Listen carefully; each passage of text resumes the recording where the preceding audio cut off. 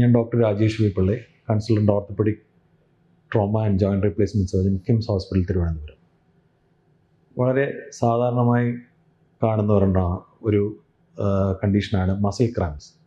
രാവിലെ ഉറക്കം എഴുന്നേൽക്കുമ്പോഴോ അല്ലെങ്കിൽ പോസ്റ്റ് എക്സസൈസ് കഴിയുമ്പോഴോ മസിൽ ക്രാംസ് വരുന്നത് വളരെയധികം കോമണുമാണ്, വളരെ പെയിൻഫുള്ളുമായ ഒരു കണ്ടീഷനാണ്. അതിന് പ്രധാനമായുള്ള കാരണം ഡീഹൈഡ്രേഷനാണ്.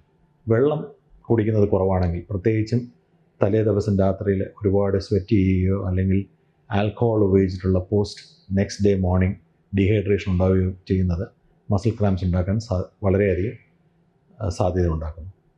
അതുകൂടാതെ മൈക്രോ ന്യൂട്രിയൻസ് ലൈക്ക് മെഗ്നീഷ്യം, ലൂക്കോകാർണിറ്റിൻ തുടങ്ങിയ മൈക്രോ ന്യൂട്രിയൻസിൻ്റെ കുറവും പലപ്പോഴും മസിൽ ക്രാംസ് ഉണ്ടാക്കുന്നുണ്ട്.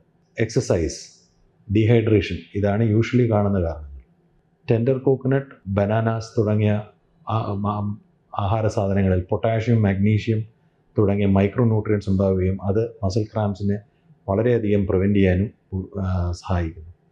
പെർസിസ്റ്റൻറ്റ് മസിൽ ക്രാംസ് ഉണ്ടെന്നുണ്ടെങ്കിൽ തീർച്ചയായിട്ടും ഒരു മെഡിക്കൽ സഹായം തേടുക. ബ്ലഡ് ടെസ്റ്റും മറ്റും ചെയ്ത് വേറെ എന്തെങ്കിലും കാരണങ്ങൾ, അണ്ടർലൈങ് റീസൺസ് ഉണ്ടോ എന്ന് തീർച്ചയായിട്ടും കണ്ടുപിടിക്കണം. മസിൽ ക്രാംസ് ഉണ്ടാകുമ്പോൾ ഏത് ഗ്രൂപ്പ് ഓഫ് മസിൽസ്, അതായത് പലപ്പോഴും കാഫ് മസിലാണ് ക്രാംസ് വരിക, അല്ലെങ്കിൽ തൈ മസിൽസാണ്. ഏത് മസിലാണോ ക്രാമ്പ് ആവുന്നത് അതിനെ ഓപ്പോസിറ്റ് ഡയറക്ഷനിലേക്ക് സ്ട്രെച്ച് ചെയ്യുക.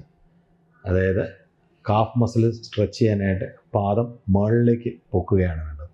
അപ്പോൾ കാഫ് മസിൽ സ്ട്രെച്ച് ആകും. ഏത് മസിലാണോ ക്രാമ്പ് വരുന്നത് അതിൻ്റെ ഓപ്പോസിറ്റ് ഡയറക്ഷനിലേക്ക് മസിലിനെ പുള്ള് ചെയ്യുമ്പോൾ ആ ക്രാമ്പ് കുറേശ്ശെ റിലീവ് ആകും.